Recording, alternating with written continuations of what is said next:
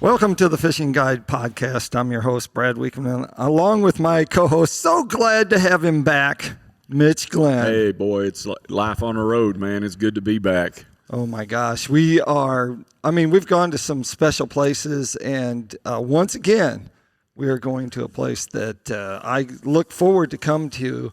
I have a couple of grandkids, and I'm dying to bring them somewhere that is educational and entertaining.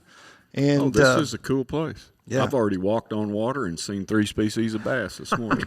And did you catch a fish? No, they wouldn't. They took my pole away from me. Okay, well, we're going to find out about the rest here, about what you can do here. It's located in Springdale, Arkansas. So we're going to start, I guess we'll start with Schelly because she's right off to my right. Tell them who you are and your position here. I'm Schelly Corry, and I'm the director of the Ozark Highlands Nature Center here in Springdale, Arkansas. Yep, and then we'll go to Stephen. He's on our far right.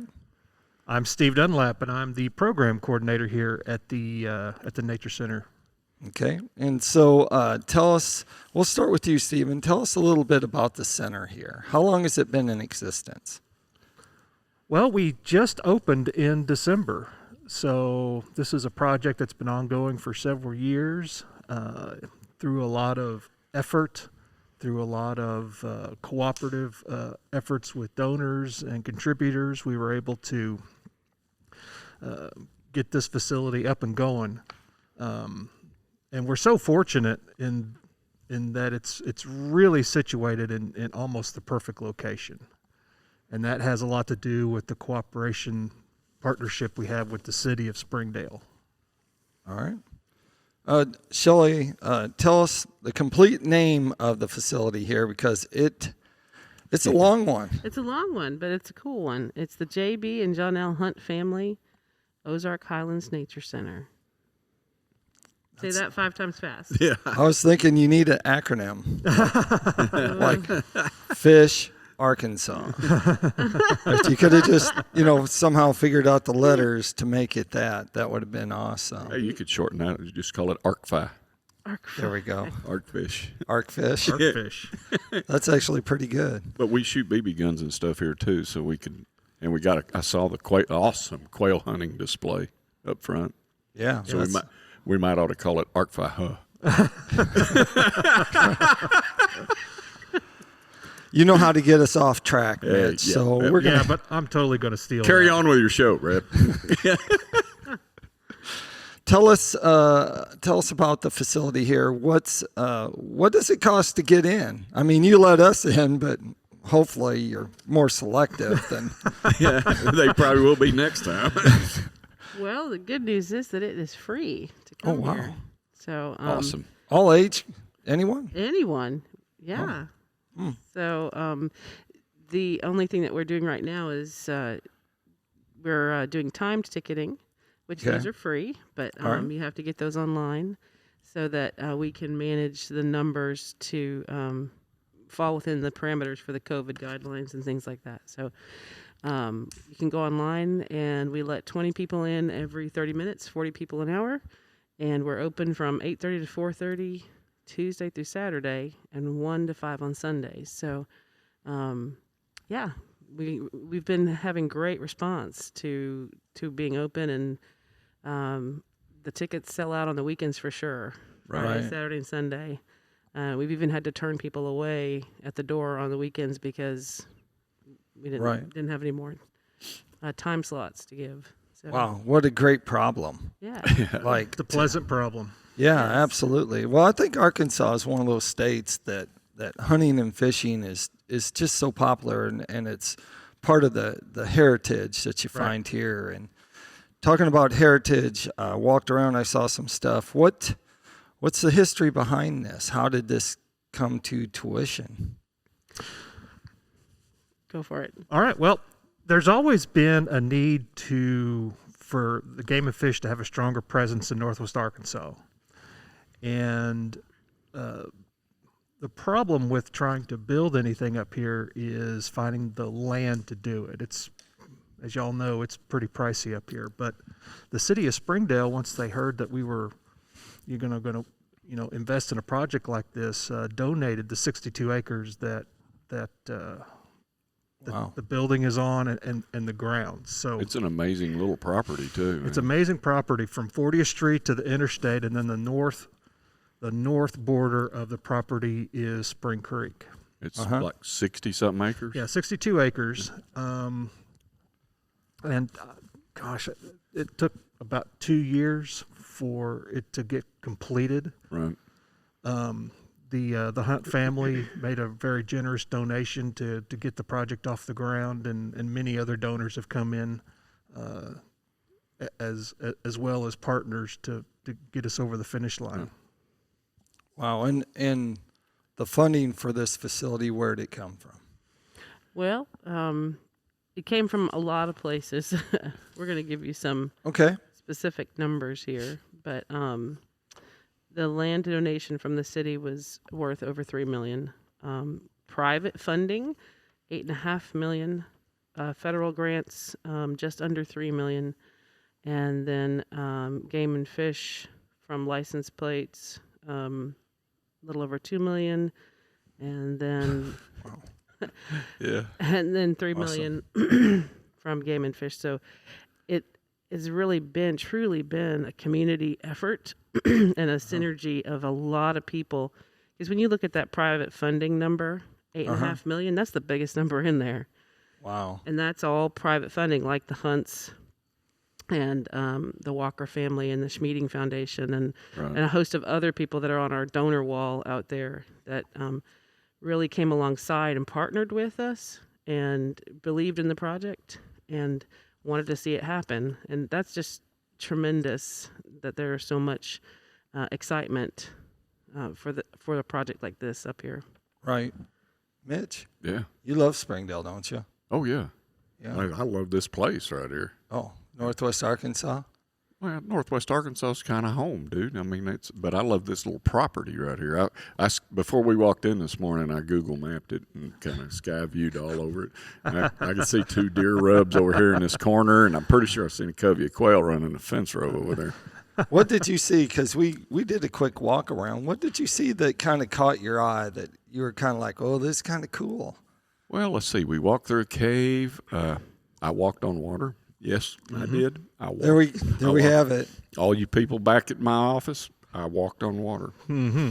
Yeah. Did you stomp on the water though? That's what you got to do. Yeah. Oh, stomp! What's the deal with stomping on the water? Well, apparently that's what everybody likes to do. They first they touch it, and then they step on it, and then they stomp on it, and see if it actually. Oh, really? Oh. Okay. Mitch can only walk on water. He Yeah. hasn't quite got into stomping. You are the first person I've heard say that you've walked on water Right? Yeah.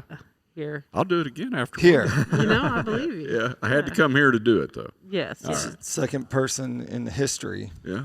of the world. Yeah. If Jesus that. was here, he'd probably walk across the creek down here. But I took the display version myself. So, I think if he was here, he would be awful proud of everyone that was willing to donate and give their time and sacrifice, and the people that are working here, taking the time to work with youth. We have a lot of our shows, we get to work with people that work with youth, and they're working so that the next generation's going to have hunting, and the next generation's going to have fishing, next generation's going to have hiking or whatever it is outdoors and learn. And so you actually do you have classrooms in here? Yes, well, What do you there's this is actually 3 classrooms that we're in, Uh-huh. and then we have 2 pavilions that'll be outdoor classroom space. Right. One of them is what we're calling the Quail Pavilion, and then Right. the other one is the archery pavilion next to the 3D range. This facility also has a 10 lane indoor archery and air gun range. with instructors.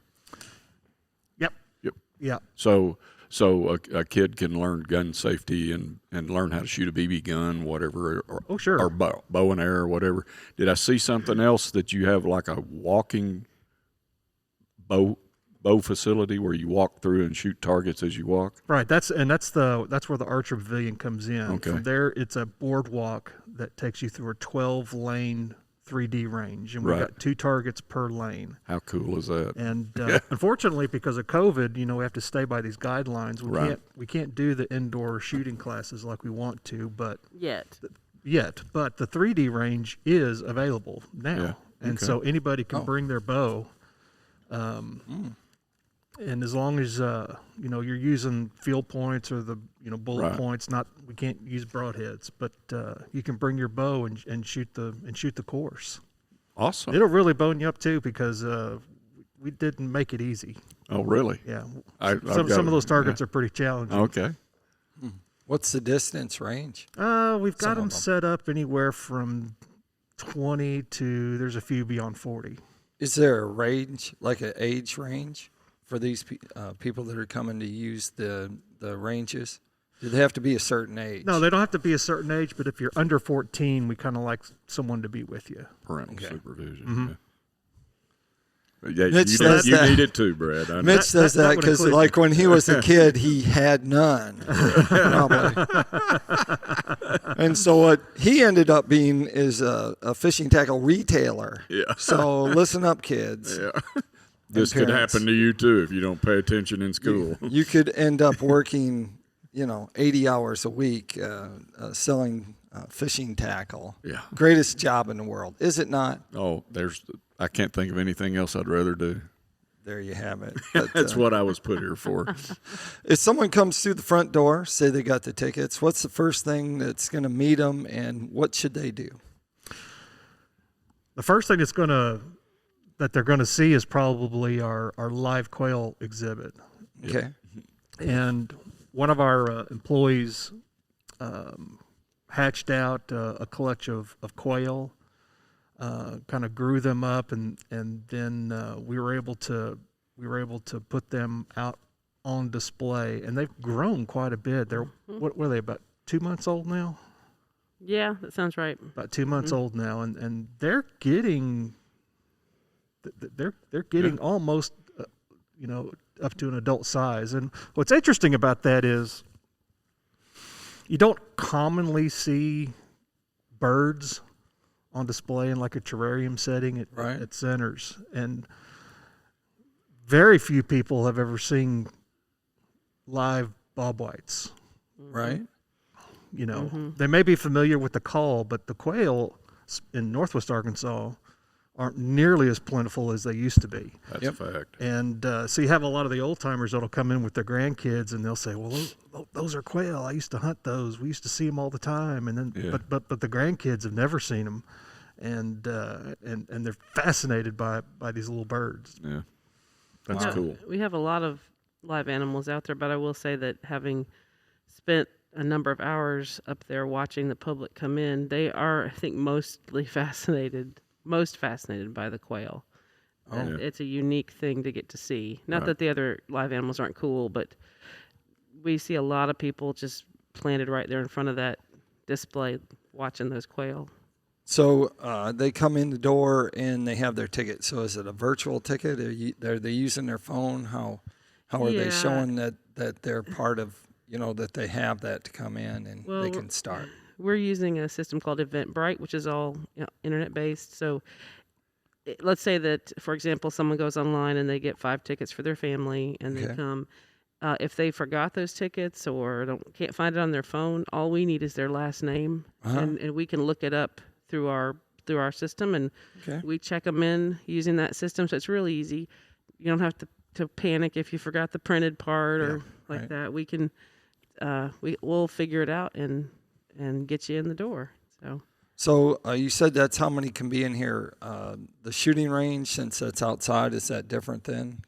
Is your The number 3D wise? range, Yeah, is that because If it's you're outside? coming to shoot the 3D range, you don't need a ticket. You just Okay. need to bring your bow and head on Alright. out there. yeah. Okay. As long as you're not coming in the building, you don't need a ticket. So if Okay. you're just going out Alright. to the 3D range, you can.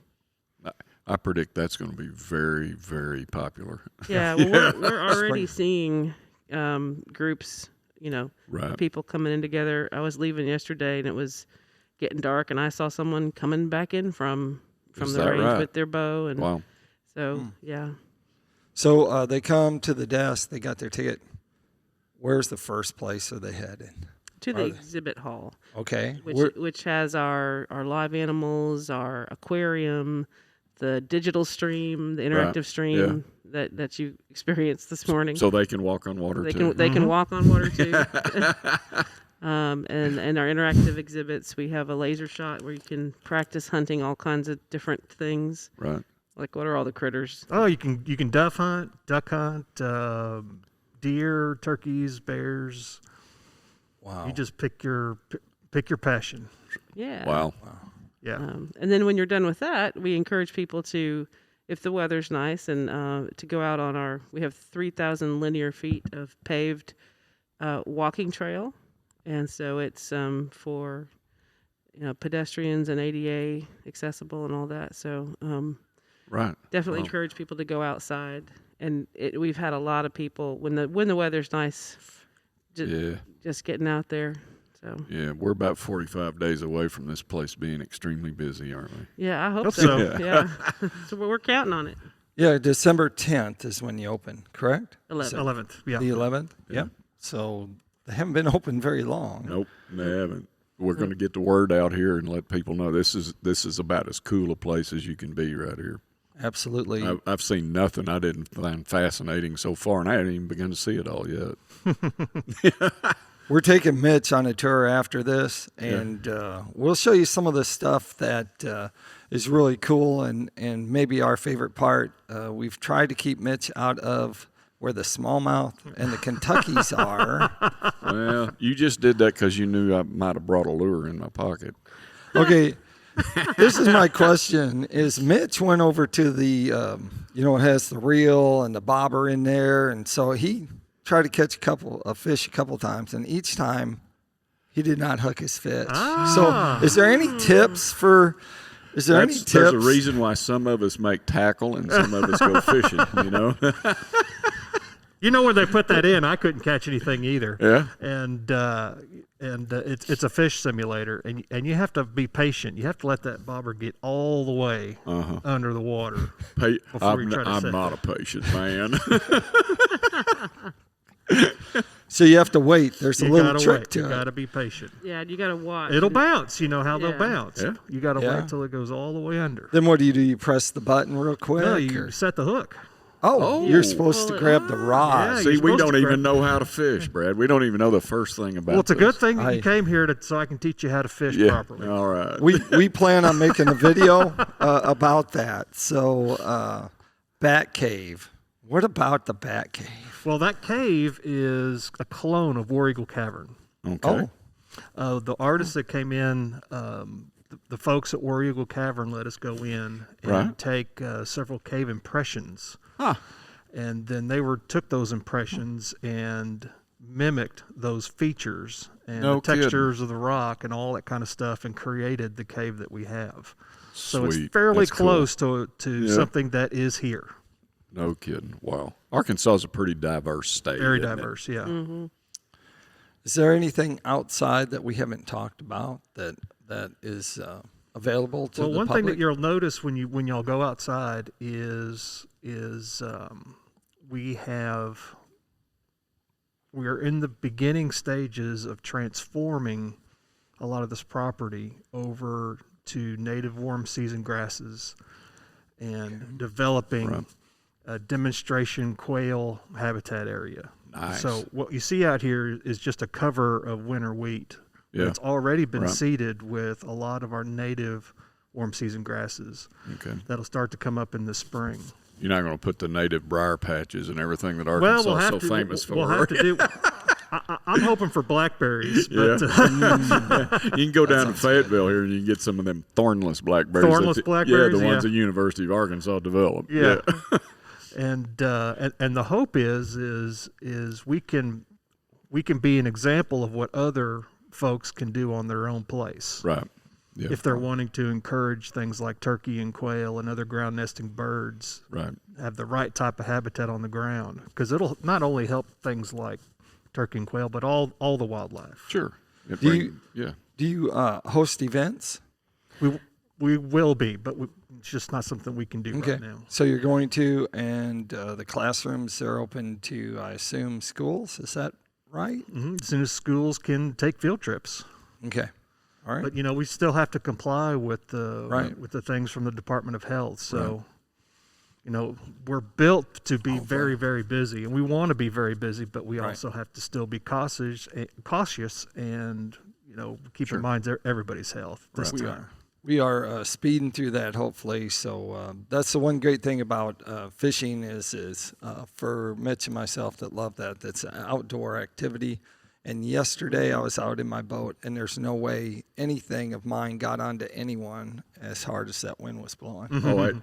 When he was talking about the people out here shooting their bow yesterday. I wonder if that was the challenge that brought him out here, is how to shoot a bow in 40-mile-an-hour wind.